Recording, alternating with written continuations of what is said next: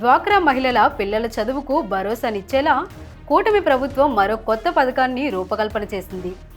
వారి విద్యా వికాసానికి తోడ్పడేందుకు 4% వడ్డీకే రుణాలు అందించాలని నిర్ణయించింది.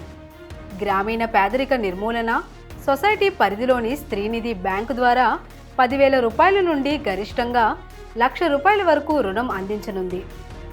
ప్రస్తుతం స్త్రీనిధి ద్వారా డ్వాక్రా సభ్యులకు 11% వడ్డీతో రుణాలిస్తున్నారు. పిల్లలను చదివించేందుకు తల్లిదండ్రుల చేతిలో డబ్బులు లేక బయట ఎక్కువగా వడ్డీలకు తెచ్చి అప్పులు పాలవుతున్న వారికి చేయూతనిచ్చేందుకు కొత్త పథకాన్ని అమలు చేయాలని నిర్ణయించింది.